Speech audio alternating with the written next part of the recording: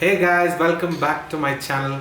All the guys wondering where I went, I'm really sorry. Again, got busy with certain things and didn't get time to make this video. Although I did make this video, I didn't like the quality of it, and then I got really busy, so I couldn't post it. So here this is. So many of you have been asking the 1 year review of my car, the problems that I've faced in my BMW, and how much is the service cost, and should you get a BMW E90 or not, or should you get the F30 version. So this video is a sum up of all those queries. So here it goes.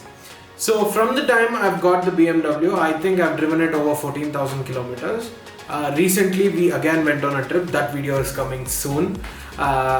So till now, what are the problems I've faced? Honestly, I've not faced any problems, touch gold, nothing as of now.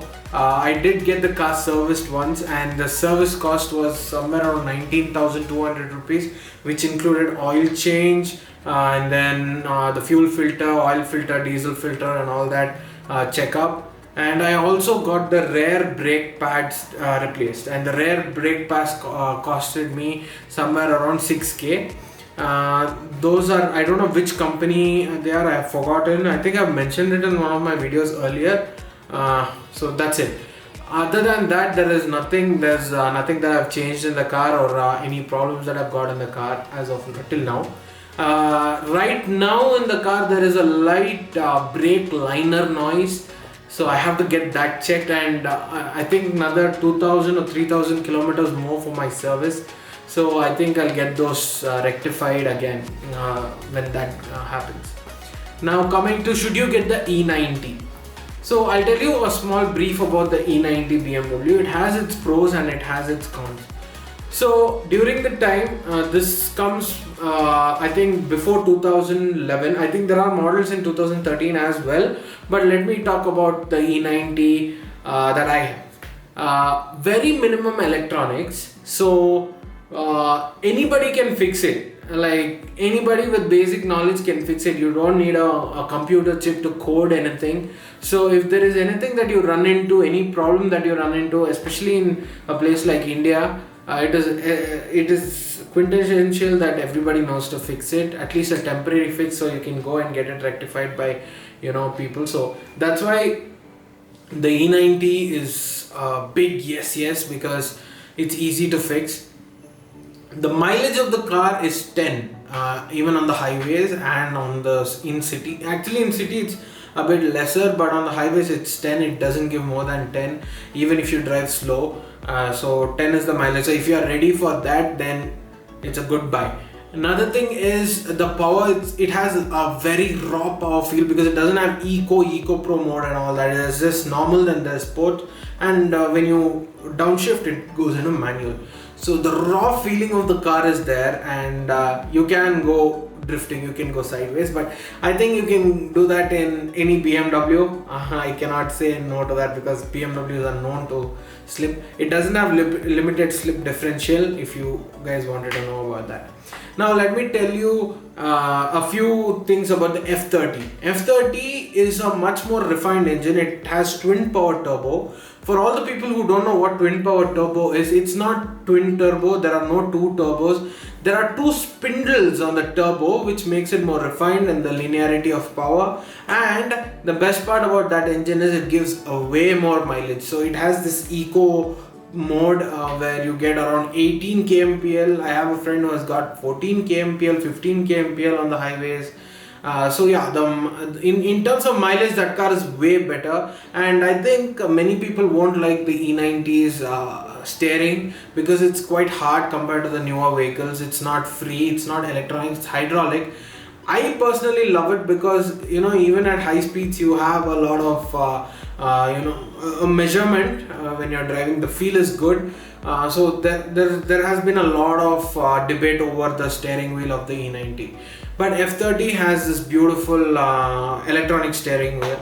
But as you guys know, more the electronics, more the problems. So if you're getting a F30, don't hesitate. It's amazing vehicle, but make sure it's well maintained and the service and all has been done in time, and all genuine parts have been used when it has been replaced, because otherwise The parts can be really expensive on the F30, even on the E90. I'm not saying it's cheap or anything, but there are a lot more things that can get spoiled in F30 because there are a lot more electronics there.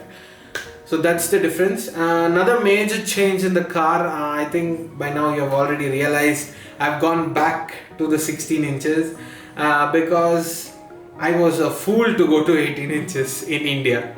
I swear guys, these roads are not meant for 18-inch tires. You've seen the quality of my tires. The tires were really good and the alloys perfectly fixed and painted and all that. Car was looking fab. I couldn't stop looking at the car, but one thing I realized is looks is not everything. It's obvious. I mean, if you have a good looking car that doesn't take you to point A to point B, then what is the use? I couldn't drive the car at all. I used to take it to Cook, stop the car there and then use something else because I was too afraid I might break the tires. So I was going to Bangalore and I hit a pothole and my rear right tire cracked, and I've got it fixed though. The tire got fixed, but I have no confidence in driving with that tire. I have to get a new tire. So what I decided is I'm going to give away the entire set. So any of you with a BMW wish to buy the set, the entire 5 alloys and 3 tires, I'll give you the 4th tire, but I recommend changing it. So 4 tires and alloys with 1 extra front alloy is for sale. I'm quoting 70,000 rupees for it, not more than that. You can check on OLX or anywhere else. These sets come for much expensive without tires, but I'm giving with tires. I don't know if the same tires will run on your car. If you're going for it for an SUV or something, then you'll need bigger profile, so you can just throw away the tires.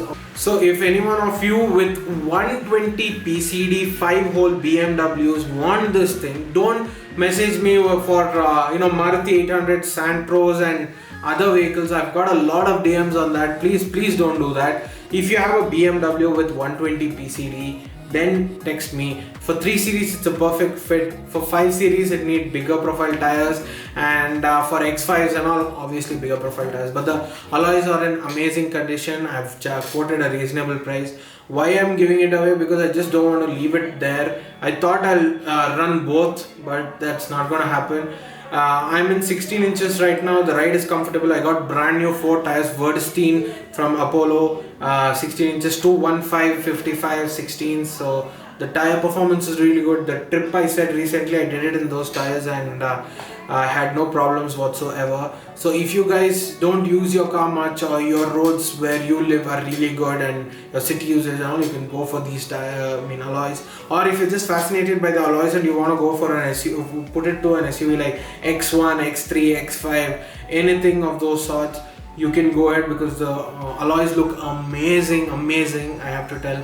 I'm so sad that I cannot run it on my car. I just wish the roads were better so I could keep those tires and not these, but I mean, I can't do anything. That's how it is, I guess. So that's it guys. I think I've covered all the topics. If I missed out anything, do let me know in the comments down below.